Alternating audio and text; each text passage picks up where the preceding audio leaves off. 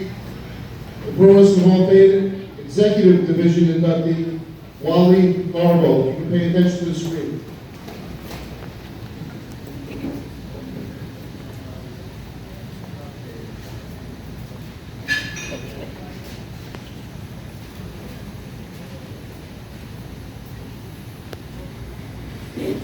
Wally Garbo was born August 14, 1950 in Minnesota. After graduating from high school in 1934, he was offered a scholarship from Notre Dame.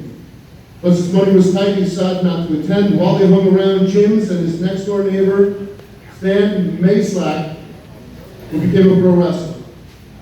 Garbo heard the Minnesota promoter Tony Stecher needed an office help. Soon after high school came out, he got the job. Wally seemed to referee his first match show on December 3rd, 1936. He soon was known as one of the best referees in the business, appearing as the third man in the ring in Minnesota for years, in Iowa, Wisconsin, the Dakotas, and Winnipeg. By 1953, Garbo was made Minneapolis matchmaker.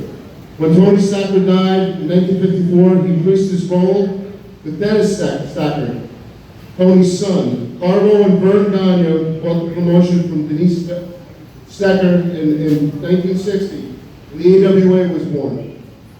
Wally had been the official promoter as Gagne was the wrestler. They made the American Wrestling Association territory one of the biggest in the country, one of the big three. He was active in the AWA until the mid-1980s. Wally Garbo died on March 23rd, 1993, at the age of 77. I still remember the Crusher and the Bruiser always saying, "Wally Garbo." Let's give it up for Wally Garbo.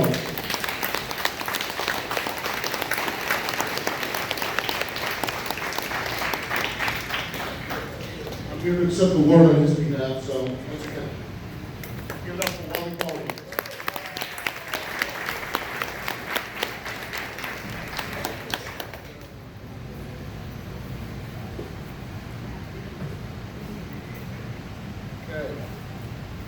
Moving on.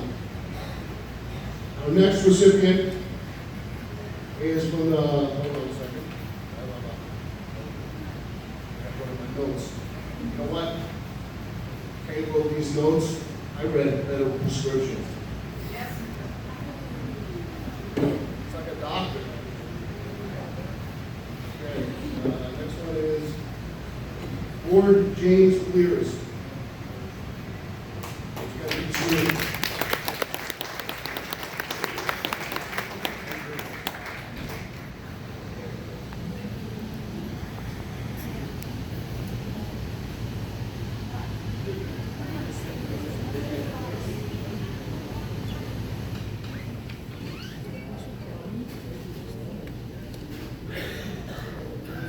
Okay, here we go.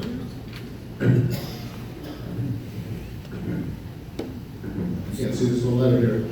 Every day in Hawaii is beautiful. When he stepped out in the morning sunshine that November morning in the early 90s, I knew this one day would be special. Today was the day King Curtis IK was going to visit the Lord, and I was the lucky one, driving him into the west side of Oahu for a few hours with fun and laughter.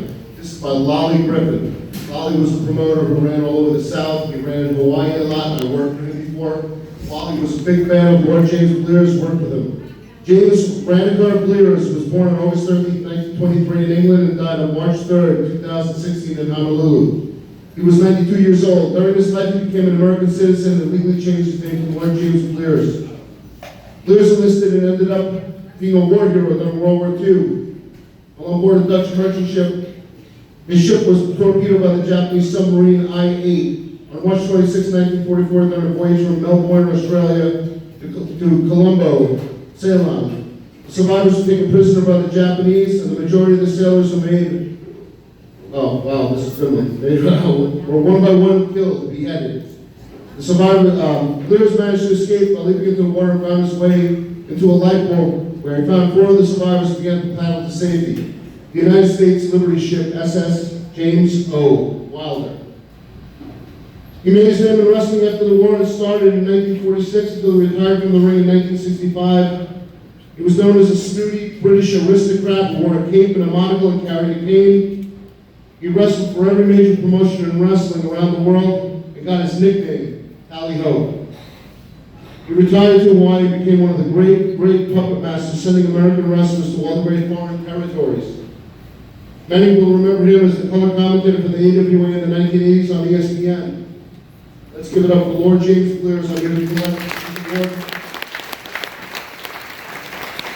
Posthumously.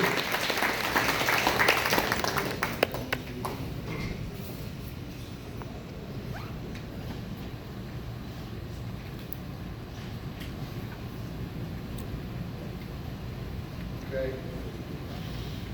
Our next award is for Charley Fox. So.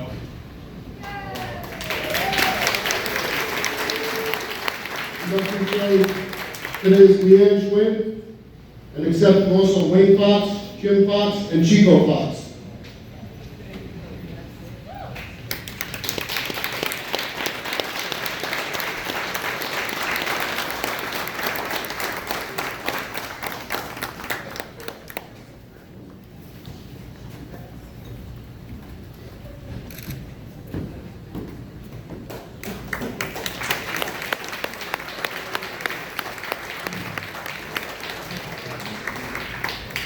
Thank you.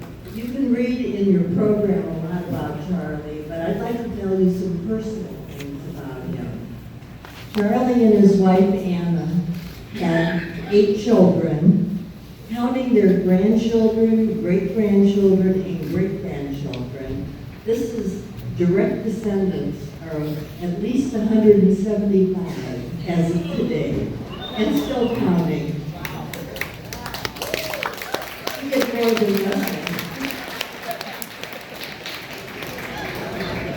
Charley was born in Croatia in 1891 and came to the United States in 1904.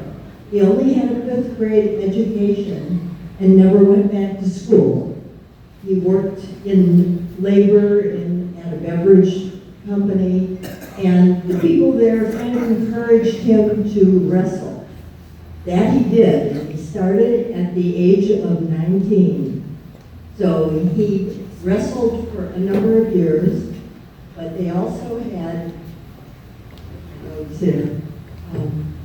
I wanted to say that I remember Charley as a loving grandfather. There's only 2 of us up here that actually knew Grandpa. He died in 1951, and we're so proud that he's received this honor. Thank you so much to all who have participated in this.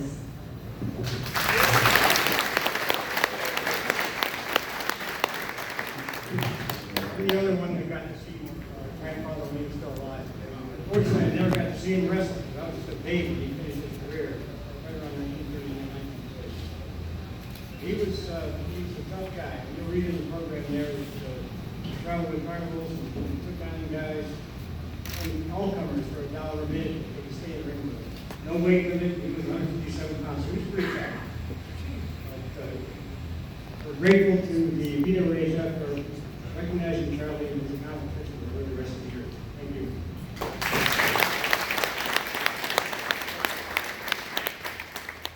Yeah, I of course didn't know. Of course, I heard all the stories that go on and on and on. Bailey was a character. This crazy character. My dad used to say I carried this in my voice. But anyhow, when you asked my dad, it really acknowledged me. Of course, the whole family. But anyhow, this is good.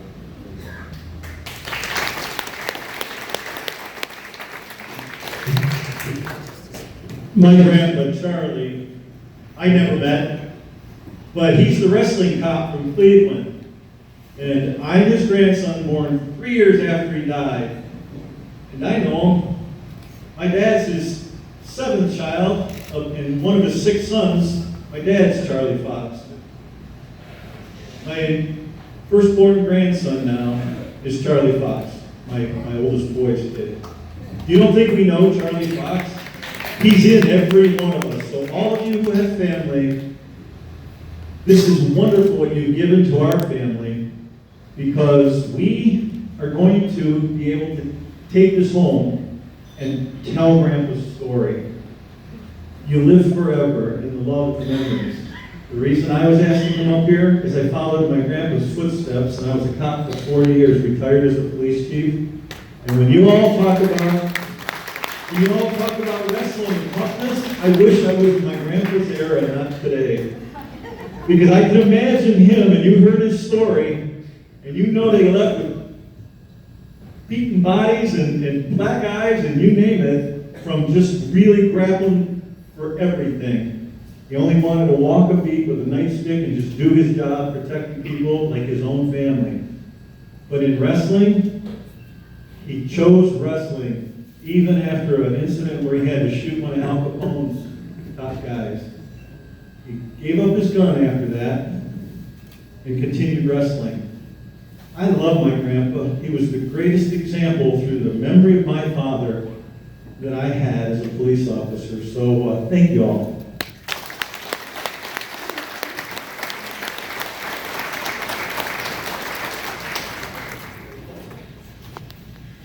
Give it up for Charley Fox.